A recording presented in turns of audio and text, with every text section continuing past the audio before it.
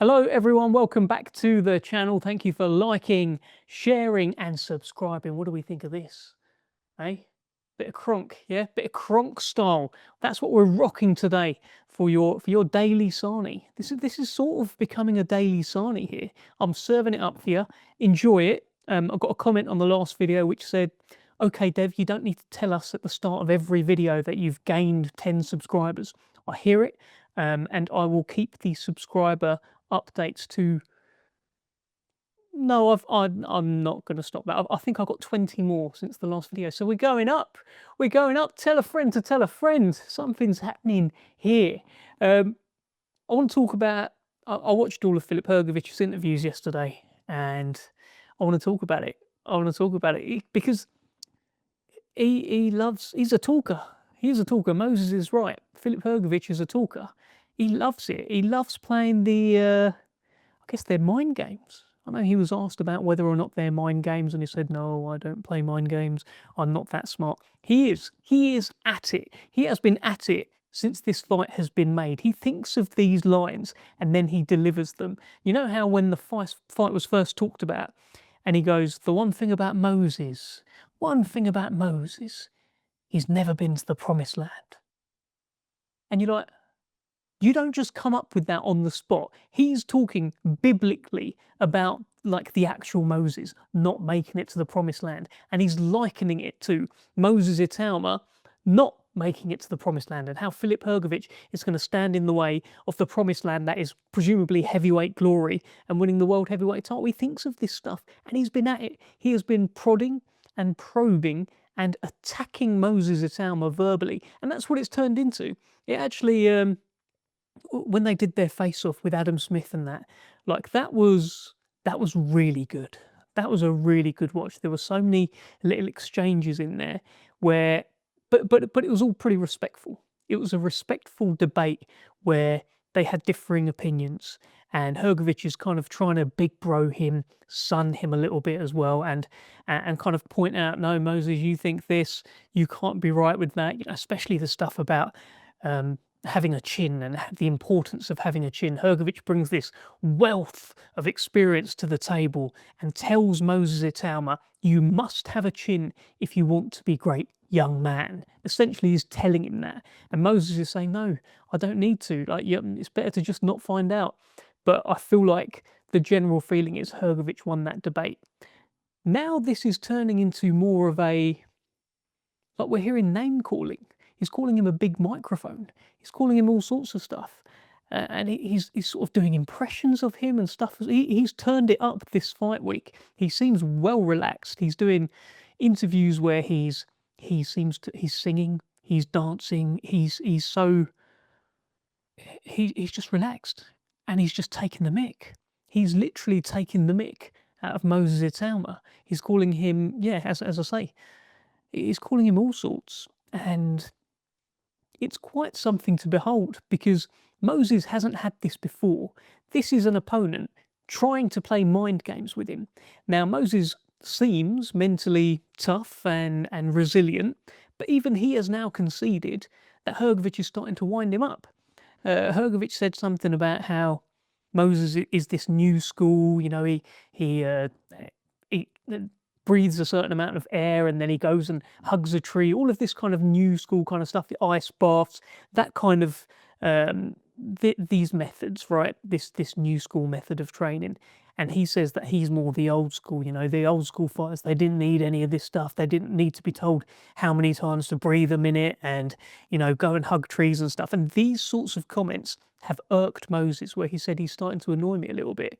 He also said that he takes confidence from that because Hergovich is talking a lot, maybe because he needs to, whereas Moses is keeping it, you know, relatively to a minimum, and he says he's deriving confidence from that. But I just think Hergovich has been at it, you know, he's really, really going for it, and these are mind games. And the fact that Moses has now said that this is winding him up, this is working. It feels like it's all building up to this first bell, and Filip Hrgovic wants Moses Itauma to essentially not follow his game plan. That's what it feels like to me.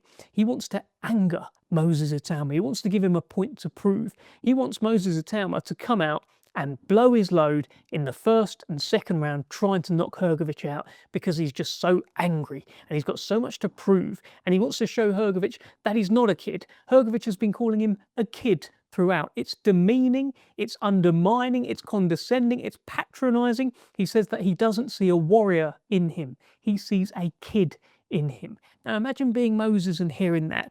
As much as you can have the wall up and say, you know, he can say what he wants, I'm just going to do my job. Somewhere you're going to think, I'm a kid, am I? I'll show you who the kid is.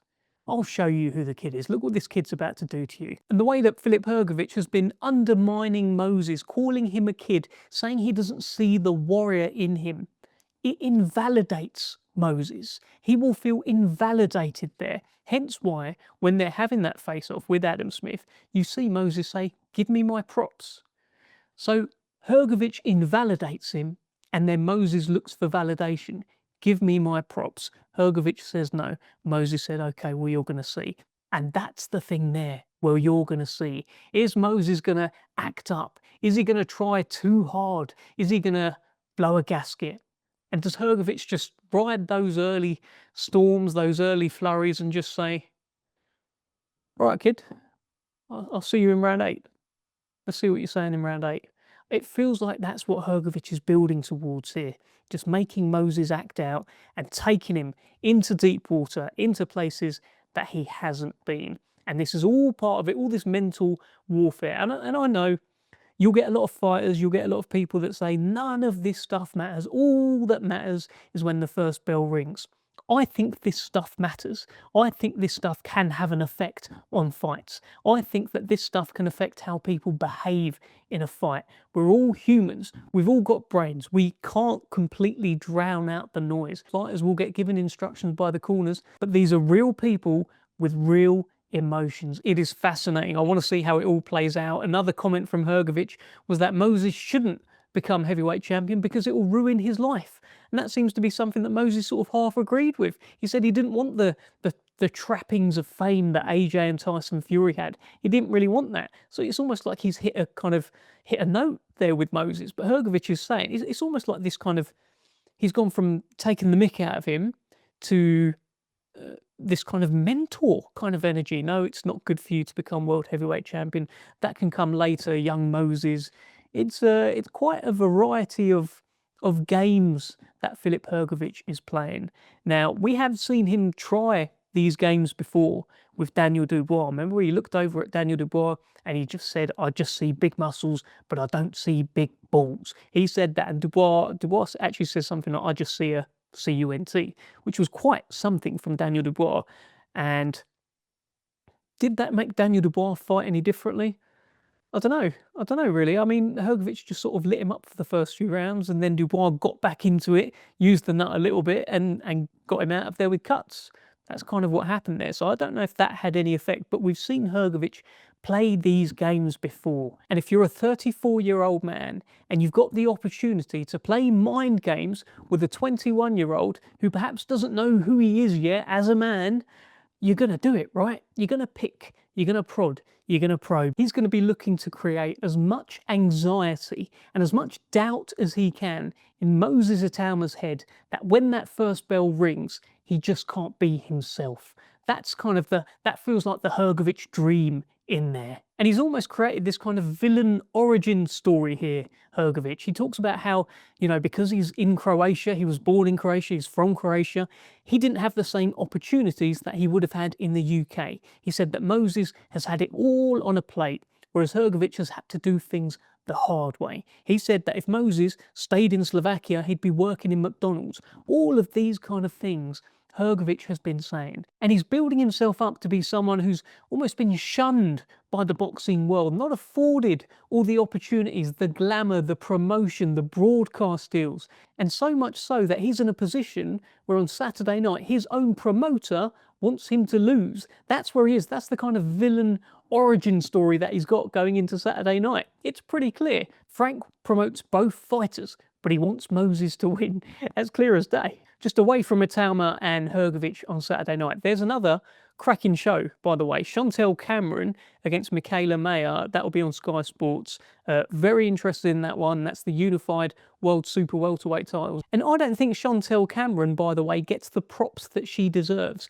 I think she should be in that GOAT conversation. Because if Katie Taylor is in that GOAT conversation and she's only lost to one fighter as a professional, and that fighter happens to be a multi-weight champion herself in Chantelle Cameron, surely that fighter has to be in the conversation. I think she is tremendous. I think she's one of the best female fighters of all time. I think she's one of the best fighters on the planet.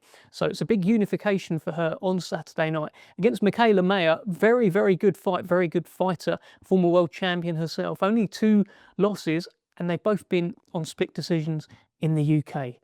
Wonder if we'll get one of them on Saturday. But good show, and Caroline Dubois on there as well. That's heating up. She should come through, but that weight division is looking tremendous right now. You've got Turhan, world champion, and she's taking on Alicia Baumgardner. And that's a proper fight, that one. I love that Baumgardner is jumping up in weight and taking on the unbeaten monster of the division. That's a real one. And then you've got Caroline Dubois there, world champion, in the mix as well. It's a tremendous division, and I'll be very much keeping an eye on what goes on there. But yeah, that's it from me. Just a couple of slices of Sahni for you on a Wednesday afternoon as we count down to a big weekend of boxing. Remember to tell a friend to press that button. Go on, subscribe. Come and join us. See you on the next one.